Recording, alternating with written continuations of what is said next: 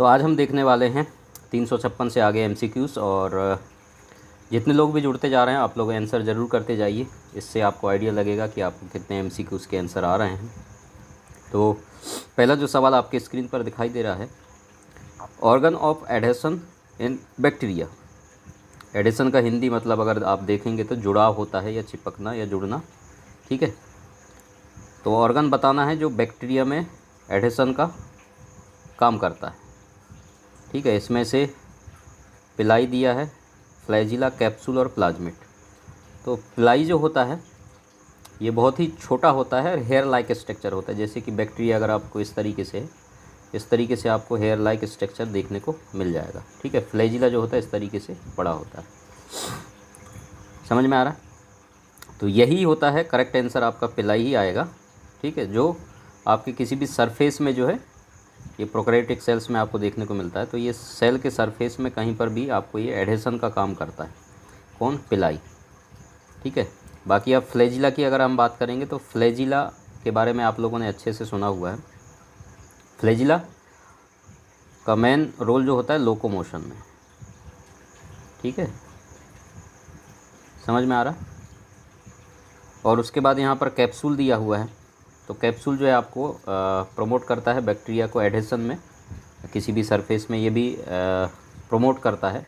और as a barrier की तरह डिफेंस मैकेनिज़्म में भी कैप्सूल जो है हेल्प करता है। इसके अलावा प्लाज्मिड की अगर हम बात करें तो प्लाज्मिड आपके जेनेटिक एडवांटेज और एंटीबायोटिक रेजिस्टेंस की तरह ये इसका काम होता है। तो सबके अलग अलग काम हैं।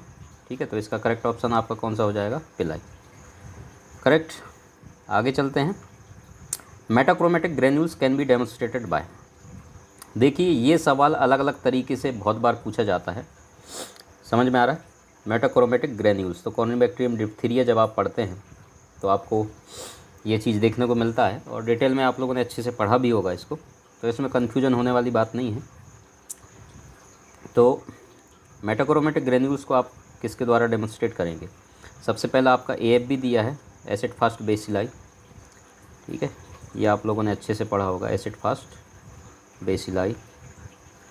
ग्राम स्टेन आपके ग्राम पॉजिटिव और ग्राम नेगेटिव के लिए। नेगेटिव स्टेनिंग आपके किसी भी बैक्टीरिया के स्ट्रक्चर और साइज। क्लियर? उसके बाद पॉन्डर्स स्टेनिंग, ये इसका करेक्ट आंसर है। ठीक है, तो ये मेटाक्रोमेटिक ग्रेन्यूल्स का दूसरा नाम क्या है? आप कमेंट्स करके बताइए मेरे को। ठीक है, इसको और क्या बोलते हैं मेटाक्रोमेटिक ग्रेन्यूल्स को? आप मेरे को कमेंट्स करिए। जितने लोगों का करेक्ट आंसर आता है तो समझ में आएगा कि आप लोगों को पता है। अगर मेटाक्रोमेटिक ग्रेन्यूल्स नहीं है तो उसका दूसरा नाम क्या है, उसको क्या बोला जाता है। ठीक है, वो आपको पता होना चाहिए। फिर मैं आखिरी में आपको बताऊंगा, आप अभी कमेंट कर दिए। तो पॉन्डर्स जो स्टेनिंग होता है ये आपका इसमें करेक्ट आंसर होगा। तो ये वीक सॉल्यूशन ऑफ टॉयलेडिन ब्लू, इसका जो इम्पोर्टेंट कंपोजिशंस होता है, कंपोजिशंस में ये टॉयलेडिन ब्लू। ठीक है, तो करेक्ट आंसर आपका कौन सा हो जाएगा? डी वाला। तो मेटाक्रोमेटिक ग्रेन्यूल्स, चलो मैं यहीं बता देता हूँ आपको। आप लोगों ने नाम सुना होगा वोलेटाइन ग्रेन्यूल्स। ठीक है, तो ये भी आप याद रखेंगे। अगला सवाल है आपका, selective media for Corynebacterium diphtheria. Corynebacterium diphtheria के लिए सेलेक्टिव मीडिया कौन सा है स्पेशल? ठीक है, कॉर्निबैक्टीरियम डिप्थीरिया आप लोगों ने पढ़ा होगा, डिटेल आपको इसके बारे में पता होना चाहिए। इससे भी बहुत सवाल बनते हैं। एक्चुअली बैक्टीरिया जो इम्पोर्टेंट बैक्टीरिया हैं उनसे तो सवाल बनते ही बनते हैं। ठीक है, तो यहाँ पर कैरी ब्लेयर मीडिया दिया है, तो सबके बारे में आपको पता होगा, तो आप आसानी से आंसर कर सकते हैं। तो यहाँ पर जो आपको ऑप्शन दिया है कैरी ब्लेयर मीडिया, तो ये आपका ट्रांसपोर्टेशन में, ठीक है, जितने भी आपके क्लिनिकल स्पेसिमेन होते हैं, क्लिनिकल स्पेसिमेन, तो उसके ट्रांसपोर्टेशन में ये काम आता है। इसके अलावा आपका मैकॉन्की जो दिया है ये सेलेक्टिव मीडिया है। कौन सा? Selective media. ठीक है, तो आपके ग्राम नेगेटिव बैक्टीरिया के लिए। इसके अलावा टोलराइट ब्लड अगार, तो ये टेलोराइट ब्लड अगार जो होता है ये आपका करेक्ट आंसर है कॉर्निबैक्टीरियम डिप्थीरिया के लिए सेलेक्टिव मीडिया। ठीक है। स्टुअर्ट, इसके बारे में भी आप लोगों ने सुना होगा, ये भी आपके transport and preserve microbiological specimen. ठीक है, क्लियर हो गया इतना। चलिए आगे चलते हैं। टेंडिलाइजेशन इज ए टाइप ऑफ, तो आप लोगों को स्टरलाइजेशन का पूरा फुल लेक्चर हमारे मेन चैनल पर आपको अवेलेबल है, आप लोग पढ़ें। डिटेल में मैंने एक्सप्लेन करके दिया हुआ है, ये ज़रूर आप पढ़ना। मेडिकल लैब टेक्नोलॉजिस्ट हमारा मेन चैनल है, वहाँ पर हमने एक्सप्लेन करके दिया हुआ है, लेक्चर है। आप समझेंगे तो पूरा स्टरलाइजेशन आपको क्लियर समझ में आ जाएगा।